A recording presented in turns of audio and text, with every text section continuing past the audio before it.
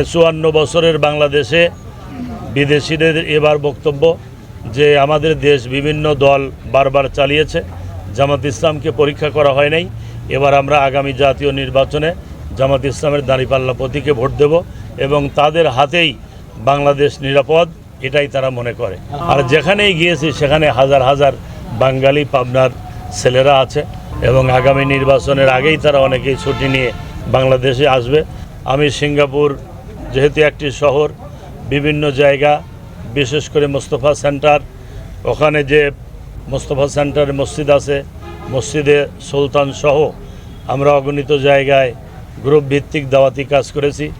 বিশেষ করে বাংলাদেশ তথা পাবনা জেলা এবং পাবনা 5 আসনের জনশক্তি খবর পেয়ে আমাদের কাছে বেশি এসেছে। এরপরে আমি সপ্তাহখানেকের মতো মালয়েশিয়াতে ছিলাম, সেখানে কুয়ালালামপুর, পুত্রজায়া, মসজিদে পুত্রা যেটা, মসজিদে সুলতান, এরপরে কাজান, হাংতুয়া, মসজিদে বুখারি, শাহ আলম, বিভিন্ন জায়গায় আমরা অগণিত সমাবেশ এবং বাঙালি আমার দেশের মানুষের সাথে দেখা সাক্ষাৎ হয়েছে। বিভিন্ন দূতাবাসেরও সিঙ্গাপুর এবং মালয়েশিয়ার কর্মকর্তারা এসে দেখা করেছেন আমাদের সাথে।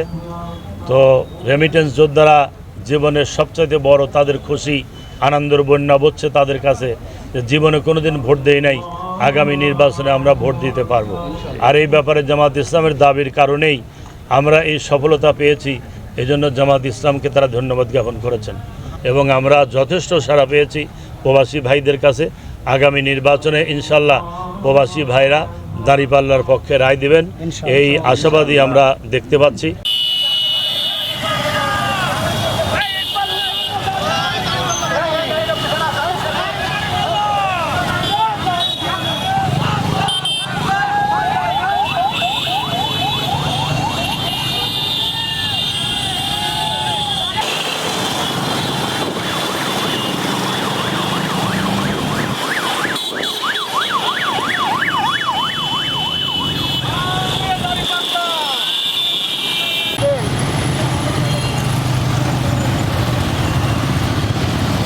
আমাদের প্রতীকের দাওয়াত আমরা পৌঁছে দিয়েছি। এরপরে আলম সহ অনেকগুলো শহরে বাংলাদেশের সুদূর থেকে যারা দীর্ঘদিন আন্দোলন সংগ্রামের ফলে সম্প্রতিকালে পৃথিবীর যে প্রান্তরে থাকবে প্রবাসীরা তারা পোস্টাল